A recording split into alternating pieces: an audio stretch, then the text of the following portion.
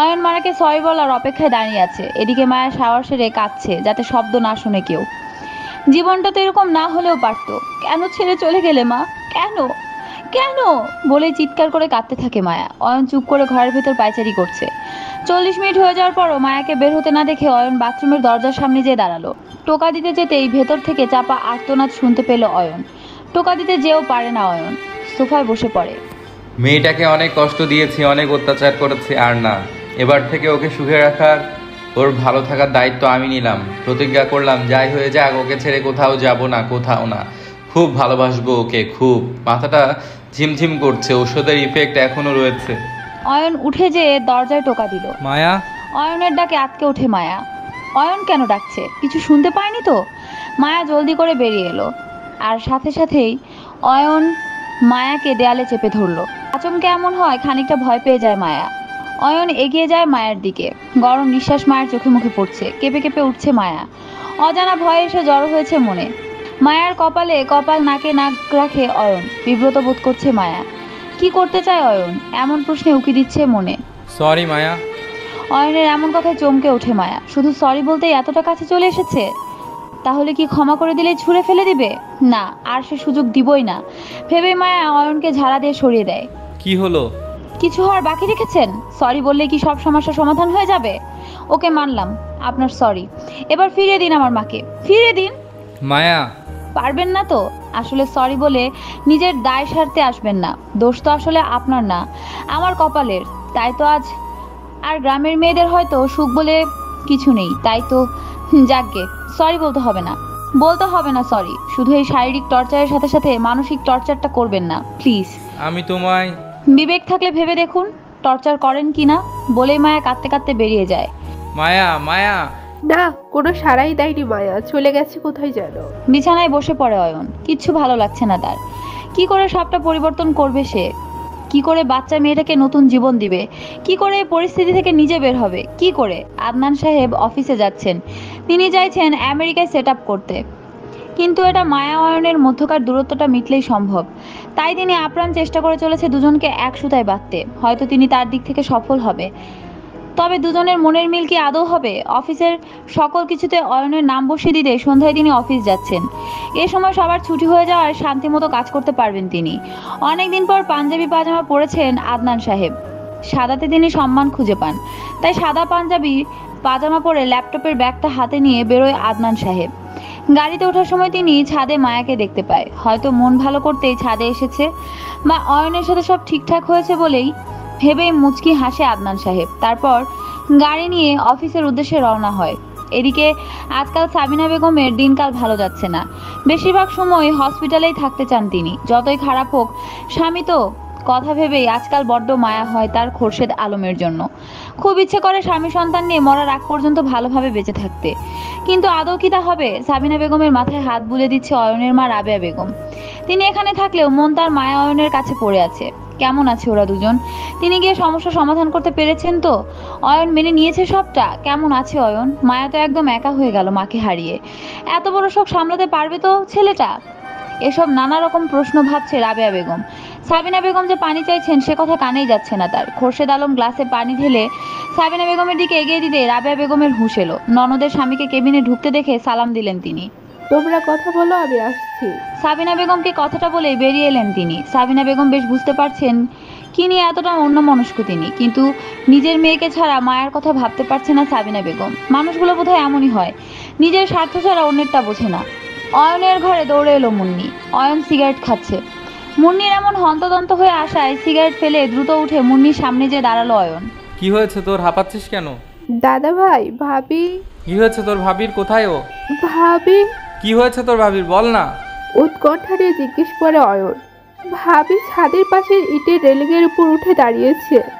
আমি নিচ থেকে দেখলাম, অনেকবার ডাকার পরও ভাবি শুনল না। তারপর তারপর আমি দৌড়ে ছাদের দিকে গেলাম, কিন্তু কেঁদে দিল মুন্নি। কিন্তু কি?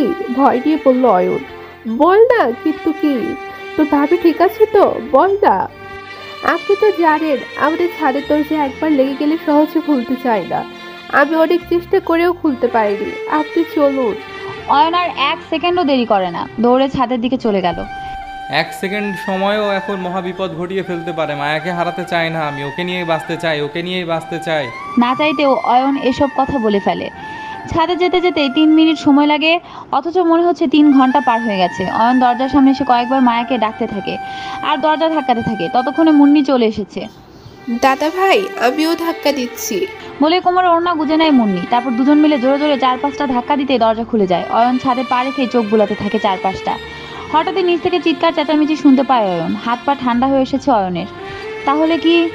মুন্নি তো কেঁদে একাকার। অয়ন ধীর পায়ে হেঁটে ছাদের রেলিংয়ের কাছে গেল। বুকে ব্যথা করছে, কপালে বিন্দু বিন্দু ঘাম জমে গেল আর গলা শুকিয়ে এসেছে। ঠিক এই মুহূর্তে মনে হচ্ছে মায়াকে ছাড়া বাঁচবে না অয়ন। ওকে খুব প্রয়োজন। আজ নিজেকেও শেষ করে দিবে অয়ন মায়ের সাথে সাথে। ভাবতে ভাবতে রেলিংয়ের কাছে চলে আসে অয়ন। নিচে উকি দিতে সব ভয় গায়েব হয়ে যায়। রিকশার সাথে প্রাইভেট কার লাগায় কিছুটা হাঙ্গামার সৃষ্টি হয়েছে, তাই চেঁচামেচি শব্দ শোনা যাচ্ছে। অয়ন বুকে হাত দিয়ে পিছু ঘুরতেই আরেক দফা কেঁপে ওঠে। ছাদের এক কোনায় রেলিংয়ের ওপর দাঁড়িয়ে আছে মায়া, এক পা শূন্যে তুলে। এখনই পড়বে এমন সময় অয়ন পেছন থেকে জড়িয়ে ধরে নিচে নামিয়ে আনে মায়াকে। খুব জোরে জড়িয়ে ধরে বুকের সাথে। কি হয়েছে তোমার?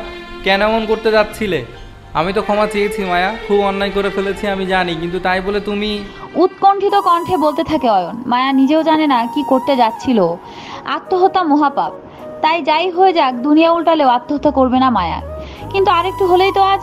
কি হলো? চুপ করে আছো যে, কি ভাবছো? উত্তর দাও, কেন করতে যাচ্ছিলে এমন? মায়াকে ঝাঁকিয়ে বলতে থাকে অয়ন। আমি তো বলতেই আতঙ্কে জ্ঞান হারায় মায়া। মায়া, মায়া, এই মায়া, মুন্নি যা তো পানি আন, পানি নিয়ে আমার ঘরে আয়। বলে মায়াকে কোলে তুলে নেয় অয়ন, বিছানায় এনে শুয়ে দেয়। ততক্ষণে পানি নিয়ে চলে এসেছে মুন্নি।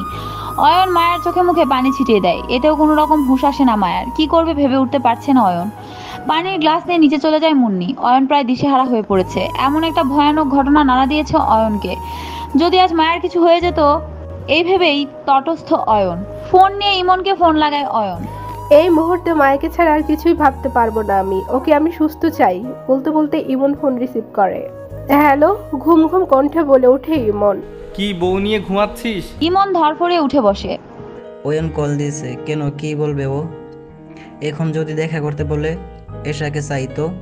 এসব ভাবছে ইমন। এদিকে অয়ন হ্যালো হ্যালো করেই যাচ্ছে। হ্যাঁ বল। জলদি আমার বাড়িতে আয়, আমি প্রমিস করছি কিচ্ছু করব না তোকে। মায়া, মায়া। কি হয়েছে ভাবির? ও জ্ঞান হারিয়েছে প্রায় 20 থেকে 25 মিনিট, তুই একটু জলদি আয় প্লিজ। আচ্ছা আসছি আমি। বলেই ফোন কেটে দেয় ইমন। অয়ন স্বস্তির নিঃশ্বাস ফেলে মায়ার পাশে বসে। মায়ার হাতটা নিজের হাতের মুঠোয় নিয়ে ঘষতে থাকে। মুন্নিও গরম তেল নিয়ে হাজির হয়। মায়ার হাত পা অনেক ঠান্ডা হয়ে এসেছে, তাই পায়ে তেল ঘষতে শুরু করে মুন্নি আর হাতে অয়ন। এদিকে সেই বিকেলে ঘুমিয়েছে ইমন আর ঈশা। সন্ধে প্রায় পার হয়ে গেছে। এখন অয়নের ফোনে ঘুম ভাঙলো ইমনের।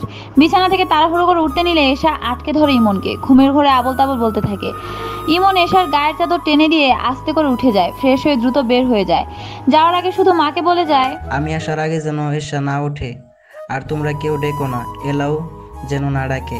ইমনের মা মাথা নাড়ে শুধু। তিনি মাটির মানুষ। এমন বউ তিনি কখনোই চাননি। এমন মেয়ে তার পছন্দ না। নিজেরও তো মেয়ে আছে, কই এমন উশৃঙ্খল তো নয়।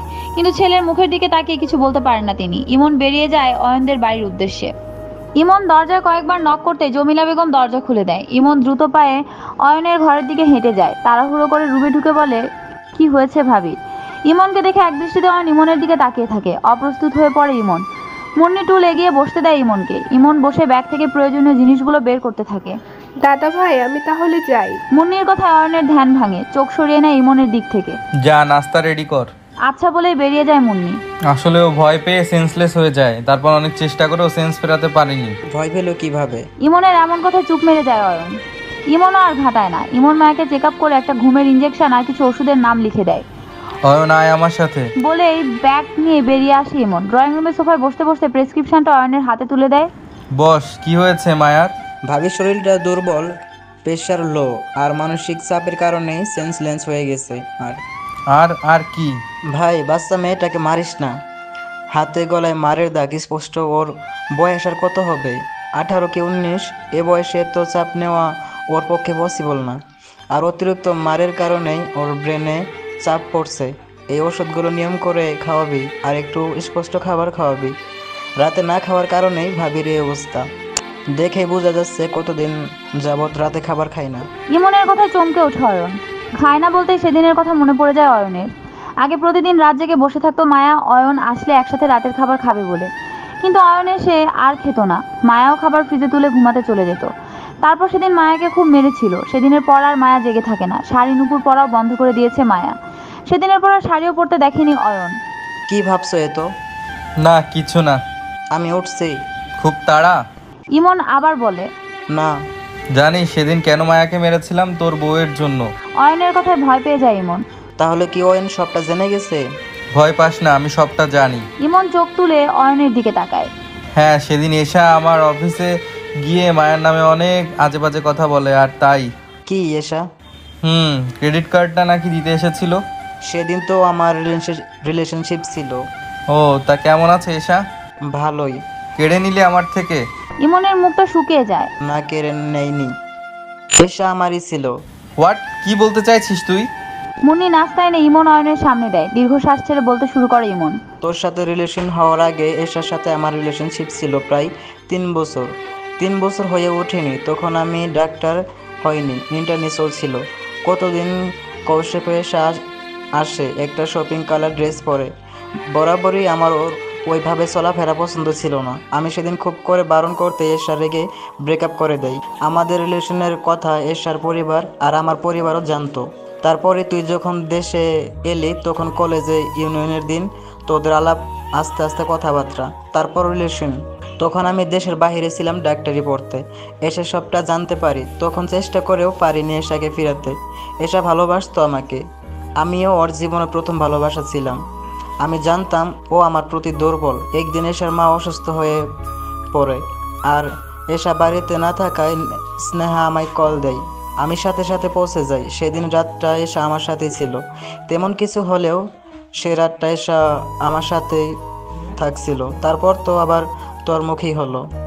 যেদিন শুনলাম তোর বিয়ে আমি ঘাবড়ে যাই। এশা কি হবে? এশা জানলে কেমন রিয়েক্ট করবে? কি আদনান আঙ্কেল আমায় অবিশ্বাস দেয়? বাবা? আঙ্কেলই আমায় সাহায্য করে এশাকে বিয়েতে রাজি করাতে। কিভাবে? সেদিন রাতে কথা বলে কিছুটা ভয় দেখিয়ে। চোরের উপর বাট পারি?